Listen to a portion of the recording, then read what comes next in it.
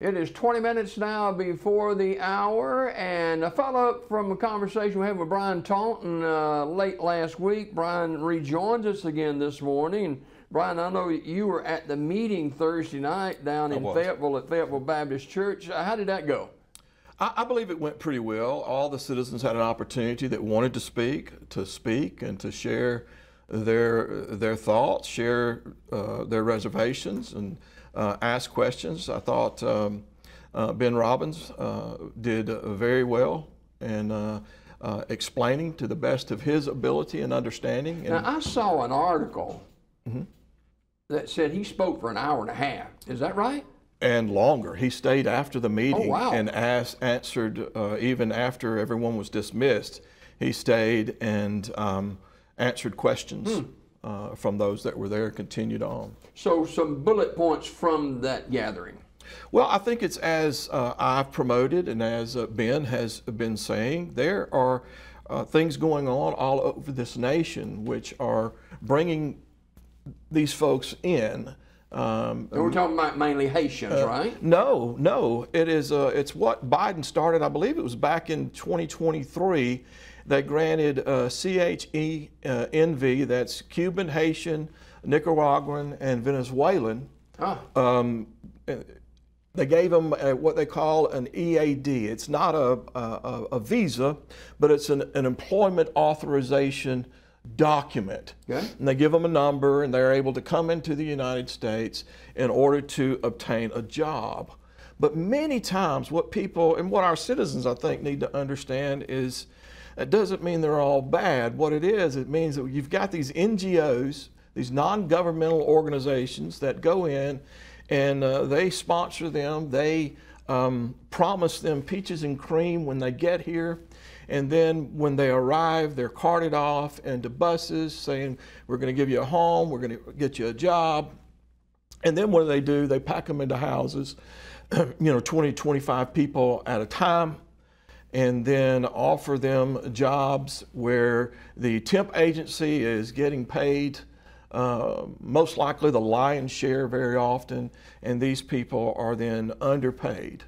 Doesn't seem fair, does it? It's not fair at all. In my opinion, and these are my words, I think it's legal human trafficking, and it's a form of modern legal slavery almost, in that these people get here, they're not American citizens, they don't feel like they can gripe and complain about their situation, because even still, it's better than what most of them came from. And so they're desperate for relief, and so they arrive here. But here's the problem with that, Jimmy Dale, is that once they arrive and they begin to work, well, it's like this. Okay, if we don't have work for you today, then you don't get paid. And if you're not earning, you don't have money to contribute to the house meals or whatever, then you don't eat today. And then what happens is jobs begin to play out. They're not going into work. Or how long does it take these individuals, and I'm not saying in any way that has happened here yet, but how long does it take for these individuals to catch on, one, that they're being taken advantage of, and two, until the jobs completely play out? And then what will their mindset be after that? Will it be, well, we're going to go back to the lifestyle we were living when we left our native land, where it was survival by any means necessary? You do what you have to do to live. And those that I've had opportunity to have discussions with, they are very prideful people. But there's such a huge language barrier there. Very, very, very much so. I enjoyed my conversation with Brother Al last week. He's a Haitian refugee and missionary, and he was able to explain a lot of that to me and their difficulties and the great difference. It took he and his family 9 years to finally receive asylum, legal asylum in the United States. He came in 2020. During COVID, his parents are still there in this war-torn nation, in hiding, trying to get legal transport to the United States to be legal immigrants, but yet others are simply coming through the border and being granted different types of work permits or work visas. I've read the law. It's so convoluted. There's so many exceptions. I don't really understand how they make sense of it. But these people come through, and in many cases, they're receiving, and not always, but very often, they're receiving government stipends. They're getting cell phones. But yet, if you come through, you want to come through the legal system, you receive nothing. There's no, so who are we? Right. It seems like that we're promoting the non-vetted short-term immigration to just simply get people through our borders today. And again, I stress that what we saw in our city council meeting, from both the reaction, the handling of the meeting by our city council president, and by the citizens, that meeting went awry on both sides of the aisle. Right. People are passionate, but the bottom line is, our city should never be in this situation. This is a federal issue. It's a national issue which has been thrust upon small town communities all across our nation. And now we've got to figure out how to deal with the federal mess. I've given a lot of thought to the meeting from now over a week ago. I think one thing that I see is nobody knew at that time. All of them, everybody's kind of short fused because we don't know. We're sometimes Correct. We get frightened and we don't know who's coming in, and we read all these news world headlines of murders and rapes and that kind of stuff. Well, and to help people in our area a little bit, and talking with Ben, and actually making some personal phone calls myself to validate what Ben said on Thursday night. There has been no land sales. There is no FEMA. Right. There are no FEMA camps coming to our area. Now, again, all of that could change tomorrow, but as of right now, there is nothing like that happening.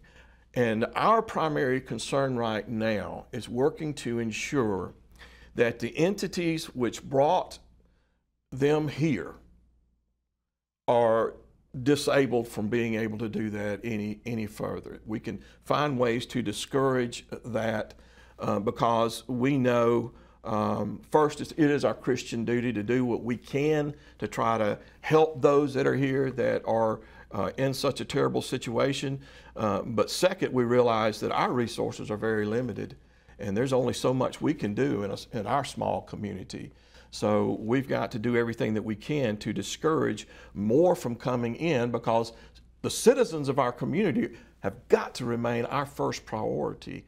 And it seems that nationally, that's not necessarily the trend. Speaking of nationally and worldwide, we've received quite a bit of recognition that we really don't want. No.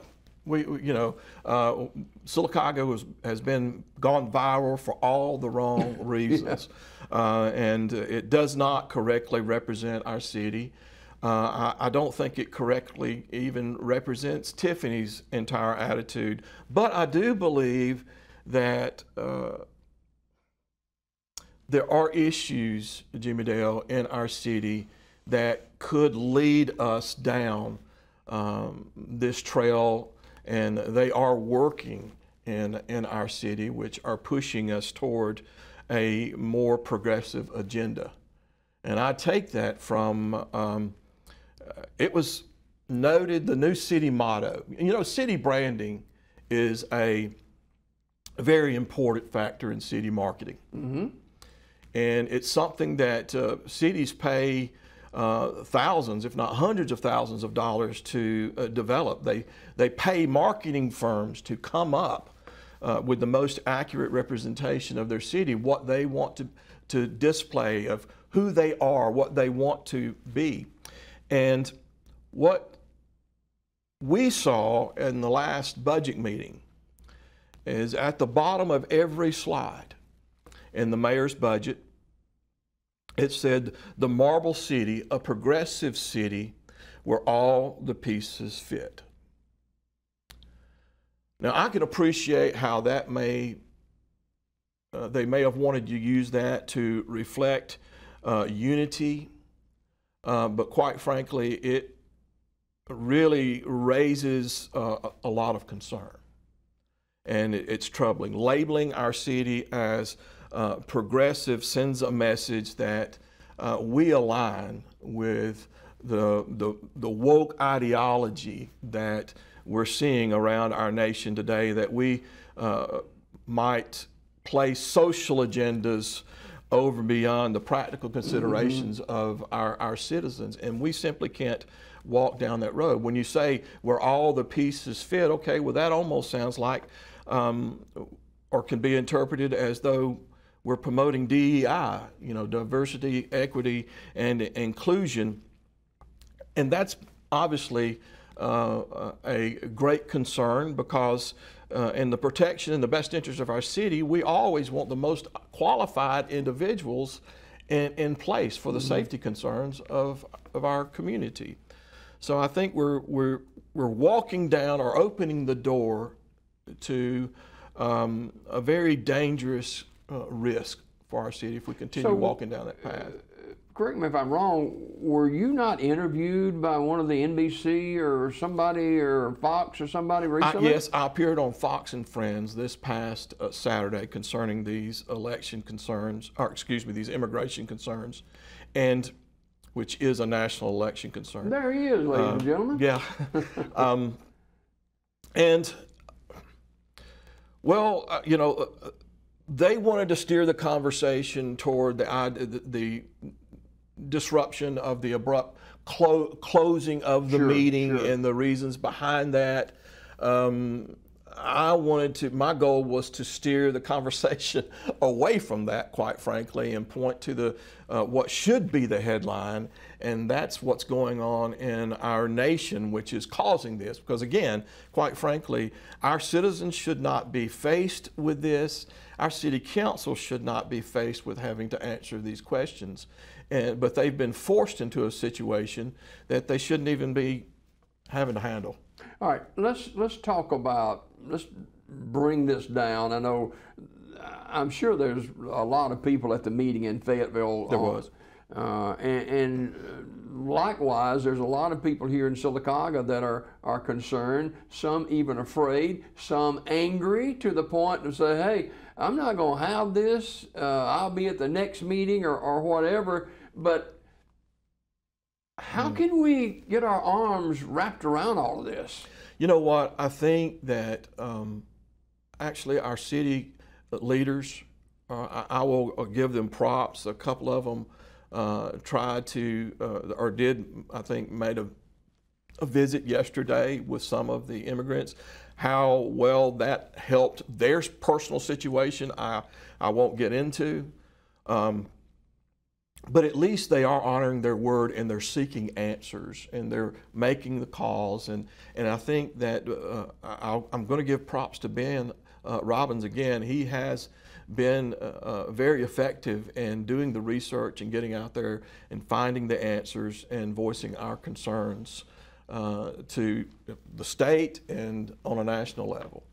So what do you think was accomplished by Ben, who is our District 33 state representative for Coosa and Talladega counties? What was accomplished by him being at that meeting? Well, I'll say this, without question, people are very, very passionate about this subject. And I think we need to pull back a little bit, just because there is for me, there's a Christian moral standard that we need to make sure we keep. We need to maintain a sense of love and compassion in everything that we're doing. But I think the biggest thing is Ben's willingness to stick it out, to stay there and address the concerns of everyone there. And Jimmy Dale, a lot of times all someone needs is just to know that someone was willing to listen. Yeah. And he did, to his credit, he gave that listening ear. And a lot of times I think people from that can walk away feeling a little relaxed over the situation. There's several churches, I understand, here in Sylacauga that is embracing the Haitians, and I know some Nicaraguans are here as well. But the biggest issue is and continues to be the language that we just can't. They don't speak our language. We don't speak theirs. No, but they're coming to the services to hear the word of the Lord. And what they do is they will put their earbuds in or whatever, and they turn on Google Translate on their phone. And they can sit there and they catch the great majority of the message and can comprehend it and understand it. And the great news is they're coming back. We currently do not have any in our church, but if they came, we certainly, we're not going to turn God's word away from anyone that desires to walk into the house of the Lord. But they're not, they're not posing a threat, they're just walking to church. There's going to be another city council meeting this week. Yes. What do you anticipate this meeting? I know from people I've talked to that some of the people that were there last time will be there again this time. And I fully expect that. What I would beg of everyone is let's maintain decorum and let's be respectful to everyone. You have every right. You should come. If you've got something to say, you should come and express your opinion. The city council opens that door at the end of every meeting. Obviously, many of them, they have been there for 3 or 4 hours, and they certainly don't want to be there for 3 or 4 more hours. They have families they need to get home to also. But let's just be respectful. Let's maintain that attitude of humility and exercise restraint of our passions. I definitely understand everyone's reservations, and when you see what's happening nationally, it's terrible, it's disheartening, and it's easy to get lost in all of that. But that doesn't necessarily mean that that is what's going to take place here in Sylacauga. And I do know that because of what we've seen taking place nationally, that there are individuals in our state that are working hard to make sure that we can stop this influx that we've seen over the past 6, 7 months into our state and slow it down. But I would keep in mind, look, as our passions run high, that simply lets us know, look, we need to move forward and look to the future, see what we can do, try to put together a policy and how we can make sure that we are discouraging this so that it doesn't continue to grow. And in doing that, we need, as a city, as a community, we need qualified individuals to come forward and run for city government positions. That's part of our issues right now. And I'm not going to point the finger at any of our city council. I'm just saying when people are upset, they complain about what's happening, but when you ask them, well, will you get involved? Will you run for city government? Then it's, oh, I'm not getting involved in that mess. Well, we need some good people to step up for the health of our city.